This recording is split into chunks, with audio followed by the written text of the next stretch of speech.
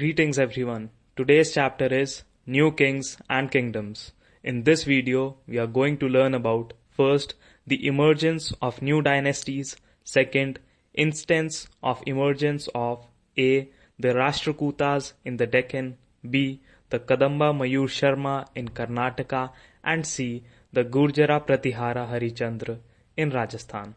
Third, administration in the kingdoms. Fourth, about Prashastis and land grants. Fifth, wars by the 7th century kingdom. Sixth, kingdoms of South India, from Uraiyur to Thanjavur and rise of Chola kingdom.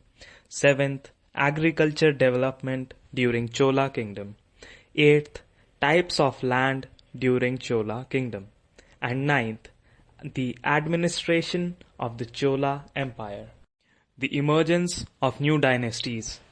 Many new dynasties emerged after the 7th century, namely Gurjara-Pratiharas, Rashtrakutas, Palas, Cholas, Cheras, and Chahamanas, also called Chauhans. Emergence of new dynasties had a history behind it. By the 7th century, there were big landlords or warrior chiefs in different regions of the subcontinent. Existing kings often acknowledged them as their subordinates or samants. They were expected to bring gifts for their kings or overlords, be present at their courts, and provide them with military support. As samants gained power and wealth, they declared themselves to be Mahasamant or Mahamandaleshwara, the great lord of a circle or region, and so on. Sometimes they asserted their independence from their overlords. Instance of the Rashtrakutas in the Deccan, the Kadamba Mayurasharman in Karnataka, and the Gurjara-Pratihara Harichandra in Rajasthan. One such instance was that of the Rashtrakutas in the Deccan. Initially, they were subordinate to the Cholukyas of Karnataka. In the mid-8th century, Danti Durga, a Rashtrakuta chief, overthrew his Cholakya overlord and performed a ritual called Hiranyagarbha, literally the golden womb. When this ritual was performed with the help of Brahmins, it was thought to lead to the rebirth of the sacrificer as a Kshatriya, even if he was not one by birth. In other cases, men from enterprising families used their military skills to carve out kingdoms. For instance, the Kadamba Mayurasharman and the Gurjara-Pratihara Harichandra were Brahmins who gave up their traditional professions and took to arms, successfully establishing kingdoms in Karnataka and Rajasthan respectively. Administration in the kingdoms. In this, we are going to understand about the following. A. Significant position in the kingdom. B. Revenue for the kingdom. C. Utilization of the revenue collected. And D. Functionaries for collecting revenue. Significant position in the kingdom. Many of these new kings adopted high-sounding titles such as Maharaj Adhiraj or Great King or Overlord of Kings, and Tribhuvana Chakravarti or Lord of the Three Worlds, and so on. However, in spite of such claims, they often shared power with their samants as well as with associations of peasants, traders, and Brahmins. Revenue for the kingdom. In each of these states, resources were obtained from the producers, that is, peasants, cattle keepers, artisans, who were often persuaded or compelled to surrender part of what they produced. Sometimes these were claimed as rent due to a lord who asserted that he owned the land. For instance, the inscriptions of the Cholas who ruled in Tamil Nadu refer to more than 400 terms for different kinds of taxes. The most frequently mentioned tax is veti, taken not in cash but in the form of forced labor, and kadamai or land revenue. There were also taxes on thatching the house, the use of a ladder to climb palm trees, a cess on succession to family property, etc. Revenue was also collected from traders. Utilization of the revenue collected. These resources were used to finance the king's establishment as well as for the construction of temples and forts. They were also used to fight wars, which were in turn expected to lead to the acquisition of wealth in the form of plunder and access to land as well as trade routes. Functionaries for collecting revenue. The functionaries for collecting revenue were generally recruited from influential families and positions were often hereditary. This was true about the army as well. In many cases, close relatives of the king held these positions. About Prashastis and land grants. Many rulers described their achievements in Prashastis. Prashastis contain details that may not be literally true, but they tell us how rulers wanted to depict themselves as valiant, victorious warriors. One Prashasti, written in Sanskrit and found in Gwalior, Madhya Pradesh, describes the exploits of Nagabhatta, a Pratihara king. These were composed by learned Brahmins who occasionally helped in the administration. Kings often rewarded Brahmins by grants of land. These were recorded on copper plates, which were given to those who received the land. However, in 12th century, a long Sanskrit poem containing the history of kings who ruled over Kashmir was documented. It was composed by an author named Kalhan. He used a variety of sources including inscriptions, documents, eyewitness accounts, and earlier histories to write his account. Unlike the writers of Prashastis, he was often critical about rulers and their policies. Wars by the 7th century kingdom. There are three important warfare of the 7th century. A. Warfare for Kannauj area. B. Attack of Sultan Mahmud of Ghazni. And C. Wars by the Chahamanas or Chauhans. Warfare for Kannauj area. Despite ruling dynasties was based in a specific region, they tried to control other areas. One particularly prized area was the city of Kannauj in the Ganga Valley. For centuries, rulers belonging to the Gurjara-Pratihara, Rashtrakuta and Pala dynasties fought for control over Kannauj. Because there were three parties in this long-drawn conflict, historians often describe it as the tripartite struggle. Attack by Sultan Mahmud of Ghazni.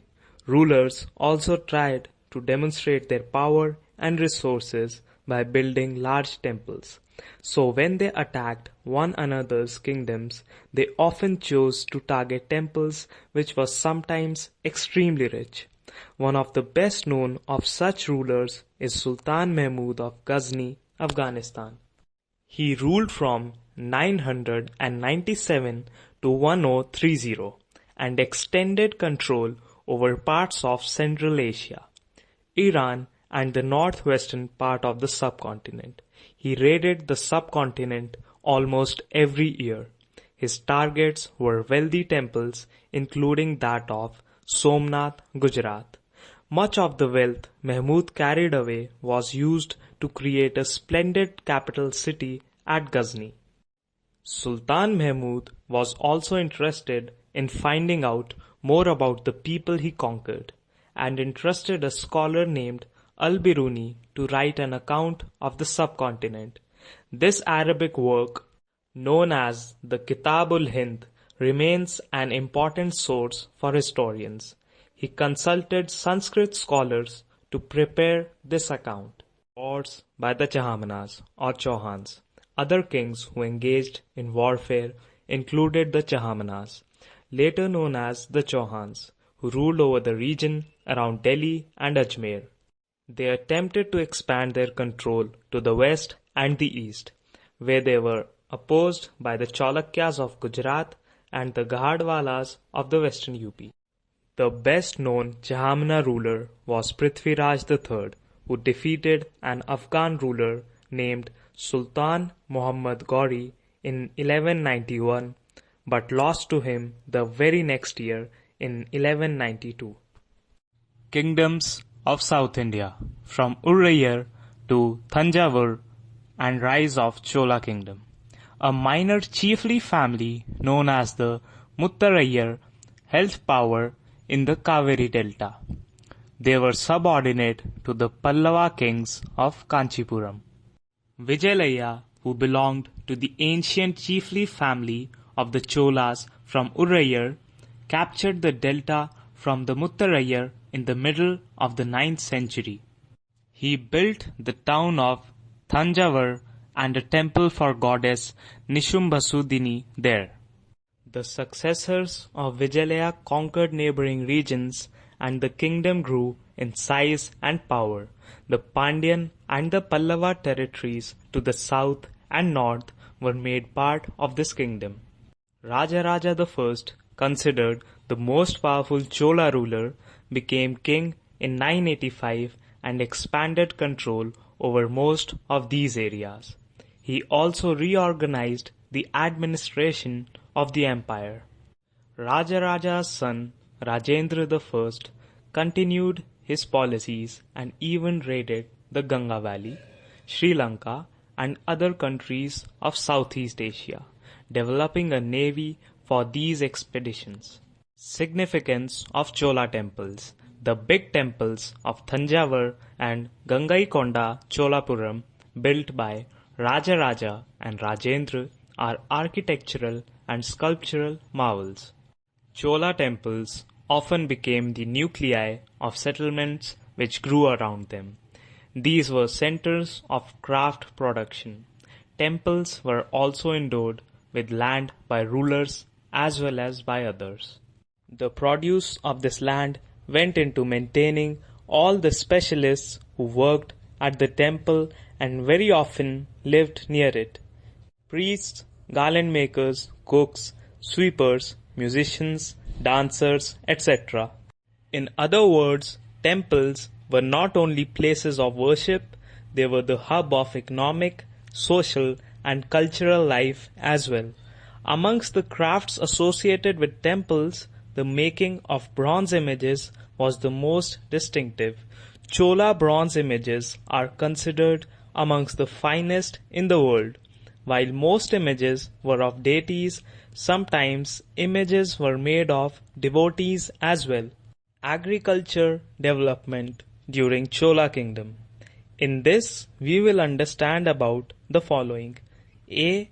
Cultivation of crops. B.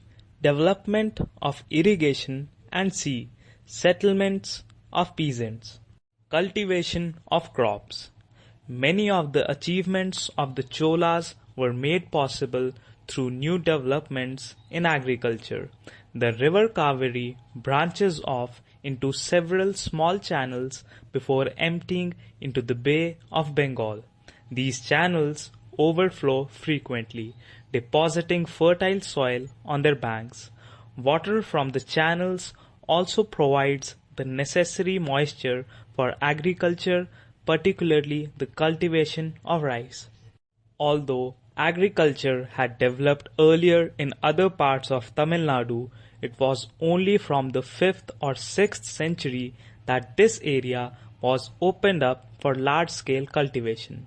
Forests had to be cleared in some regions, land had to be leveled in other areas. In the delta region, embankments had to be built to prevent flooding, and canals had to be constructed to carry water to the fields. In many areas, 2 crops were grown in a year. Settlements of peasants. Settlements of peasants, known as became prosperous with the spread of irrigation agriculture. Groups of such villages formed larger units called Nadu. The village council and the Nadu performed several administrative functions including dispensing justice and collecting taxes. Types of land during Chola kingdom. Chola inscriptions mention several categories of land such as: first, Velangai, land of non-Brahmin peasant proprietors. Second, Brahmadaya, land gifted to Brahmins. Third, Shalabhoga, land for the maintenance of a school. 4th, Devadana Tirunamatukini, land gifted to temples. And 5th, Palichandam, land donated to Jaina institutions. The administration of the Chola Empire. Rich peasants of the Velala caste exercised considerable control over the affairs of the Nadu under the supervision of the central Chola government.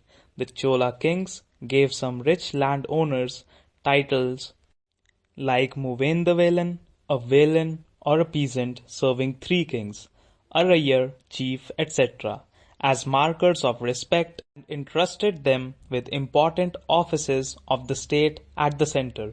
Brahmins often received land grants or Brahmadaya, hence each Brahmadaya was looked after by an assembly or sabha of prominent Brahman landholders. These assemblies worked very efficiently. Their decisions were recorded in detail in inscriptions, often on the stone walls of temples. Associations of traders known as Nagarams also occasionally performed administrative functions in towns. Inscriptions from Uttaramerur in Chingleput district, Tamil Nadu, provide details of the way in which the Sabha was organized. The Sabha had separate committees to look after irrigation works, gardens, temples, etc. Names of those eligible to be members of these committees were written on small tickets of palm leaf. These tickets were put into an earthenware pot, from which a young boy was asked to take out the tickets one by one for each committee. Thank you everyone. I hope you have a great time ahead.